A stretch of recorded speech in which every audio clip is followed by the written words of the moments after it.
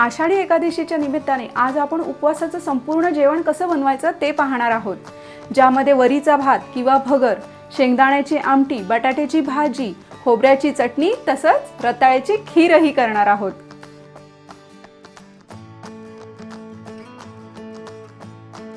चला तर मग करूया सुरुवात। नमस्कार, कोकण कन्या चॅनलवर मी पूनम आपणा सर्वांचं मनापासून स्वागत करते। तर ह्यासाठी लागणारं आता आपण साहित्य पाहून घेऊया।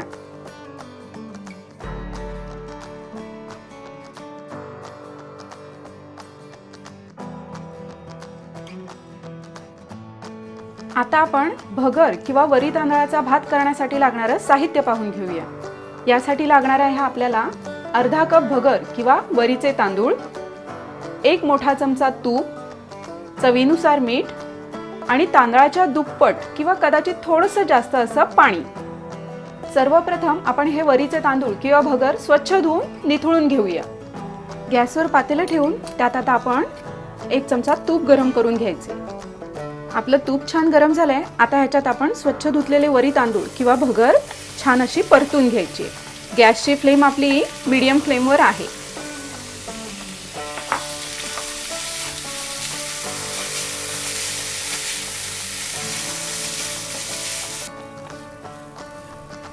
दोन ते 3 मिनिटं हे तांदूळ छान असे तुपात परतून घ्यायचे।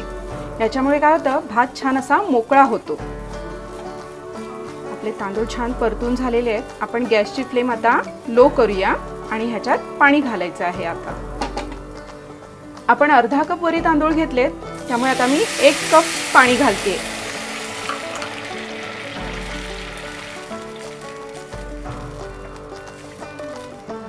गॅसची फ्लेम आपण मीडियम वर करतोय। मी अजून थोडंसं पाणी वाढवते, एक 2 ते 3 मोठे चमचे। आता ह्याच्यात चवीनुसार मीठ घालून घ्यायचे।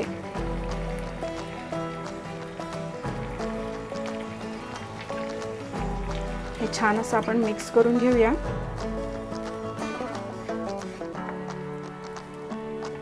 आणि आता गॅस बारीक करून ह्याला झाकण ठेवून 10 मिनिटं शिजू देऊया।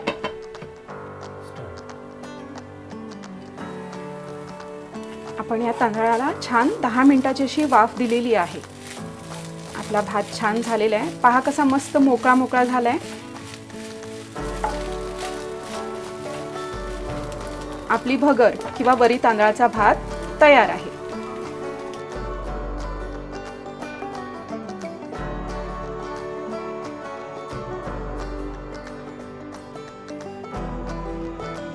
आता आपण झटपट होणाऱ्या रताळ्याच्या खिरीसाठी लागणारं साहित्य पाहून घेऊया। यासाठी मी एक मोठा रताळा घेतलेला आहे, जे मी 4 तुकडे करून कुकरमध्ये शिजवून घेतलेला आहे। मी 2 ते 3 शिट्या काढलेल्या आहेत याला।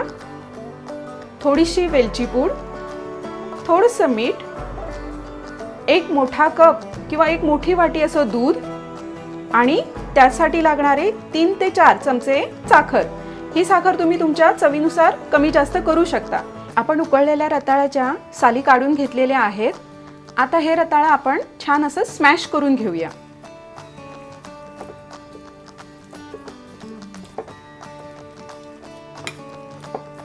आता या स्मॅश केलेल्या रताळ्यात आपण थोडं थोडं करून दूध घालणार आहोत। आता आपण 1 कप दूध घेतलेलं आहे, पैकी आपण निम्म असं दूध घालून घेतोय आणि हे छान असं मिक्स करून घ्यायचे।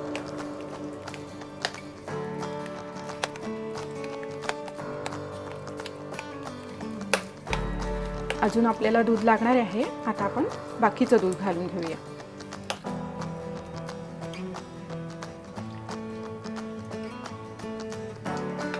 अजून आपण थोडं दूध घातलेलं आहे। तुम्हाला खीर कितपत घट्ट किंवा पातळ हवी त्या अंदाजाने तुम्ही दुधाचं प्रमाण कमी जास्त करू शकता।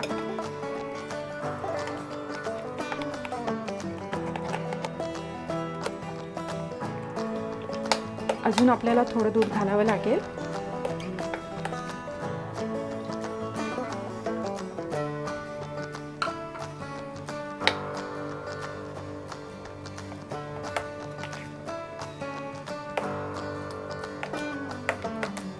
आपण दूध आणि रताळं छान मिक्स करून घेऊया। आता ह्याच्यात आपण चिमूट किंवा 2 चिमूट असं मीठ घालायचंय।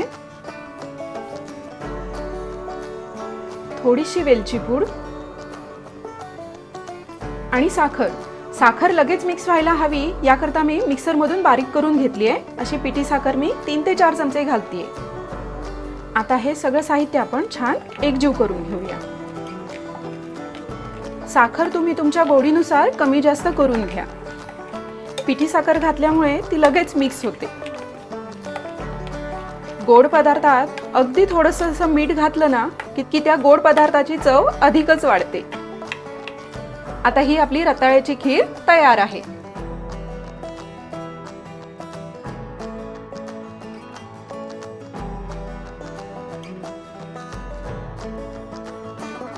उपवासाच्या बटाट्याच्या भाजीसाठी लागणारं साहित्य आता आपण पाहून घेऊया. यासाठी मी 4 मध्यम आकाराचे बटाटे घेतले, जे उकडून त्यांच्या फोडी करून घेतलेल्या आहेत. 2 चमचे तूप, याच्याऐवजी तुम्ही तेलही वापरू शकता. 1 मोठा चमचा जिरं, 3 ते 4 अशा हिरव्या मिरच्यांचे तुकडे घ्यायचे आहेत आपल्याला. थोडंसं ओलं खोबरं, चवीनुसार मीठ आणि 1 चमचा साखर. गॅसवर आपण पातेलं ठेवून आता आपण तूप गरम करून घेऊया. तूप आपलं छान गरम झालेलं आहे. गॅसची फ्लेम आपण मीडियम टू लो मध्ये ठेवलेली आहे. आता ह्याच्यात आपण 1 चमचा जिरं घालायचे. हे जिरं छान असं मस्त फुलू द्यायचंय आपल्याला.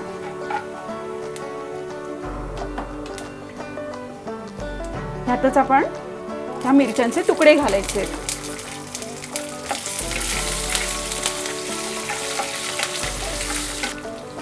आपलं जिरं आणि मिरची छान मस्त फोडणी बसलेली आहे. आता ह्याच्यात आपण उकडलेल्या बटाट्याच्या फोडी घालून घ्यायच्या आहेत.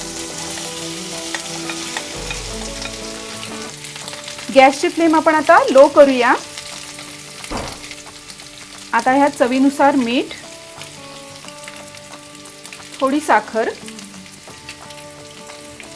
ही घालून छान असं परतून घेऊया.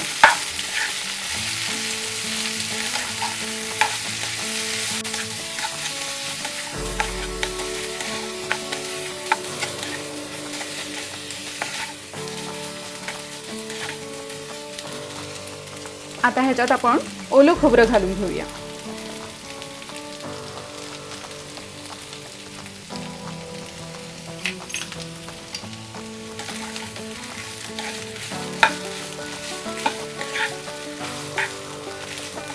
गॅसची फ्लेम आपण लोच केलेली आहे.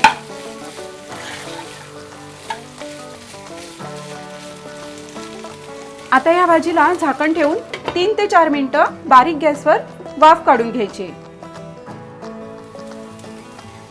4 मिनिटाची छान अशी वाफ घेतलेली आपण. आपली भाजी तयार आहे.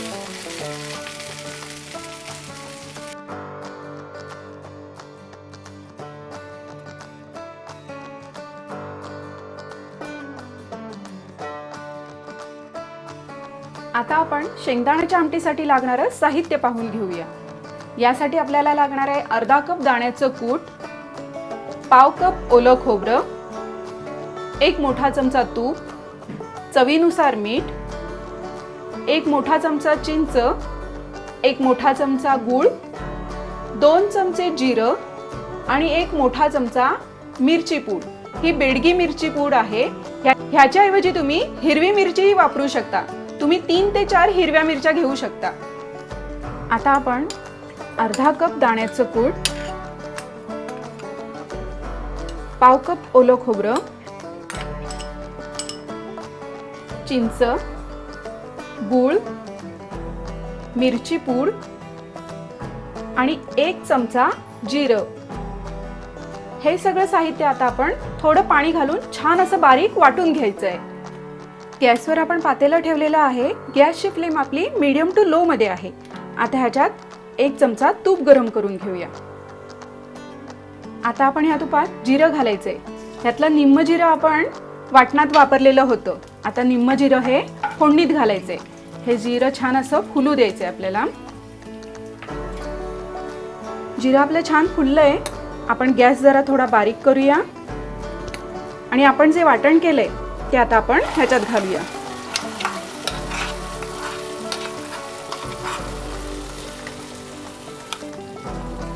गॅसची फ्लेम आपण परत मीडियम करतोय आणि हे जरा छान असं तुपात परतून घेऊया.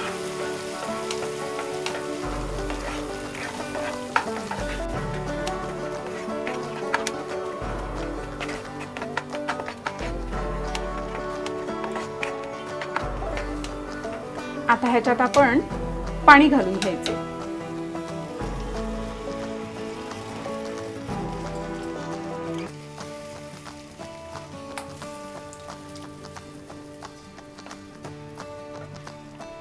हे छान असं पाण्यात मिक्स करून घेऊया आपण.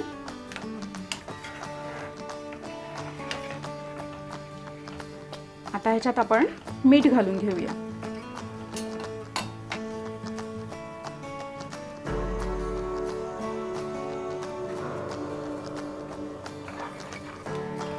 आता ह्या आमटीला छान अशी उकळी येऊ द्यायची.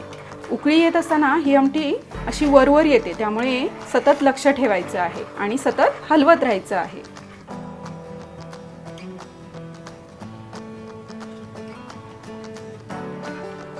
आमटीला छान उकळी आलेली आहे. ही उकळी येत असताना आमटी अशी वरती वरती येते, भांड्याच्या बाहेर येऊ नये याकरता असं हलवत राहायचं आहे. आता गॅसची फ्लेम आपण लो करूया आणि एक 5 मिनिटं याला छान अशी उकळी येऊ देऊया.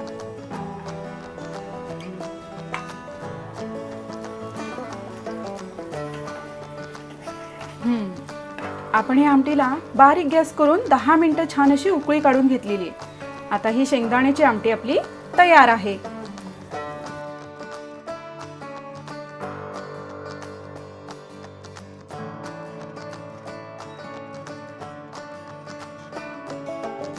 आता आपण उपवासासाठी लागणारी नारळाची चटणी पाहूया. यासाठी आपण अर्धा कप ओलं खोबरं घेतलेलं आहे, 2 हिरव्या मिरच्या, 1 चमचा चिंच, 1 चमचा गूळ आणि चवीनुसार मीठ. आता हे सगळं साहित्य आपण पाणी न घालता छान असं बारीक वाटून घ्यायचं आहे, म्हणजे आपली चटणी तयार होईल.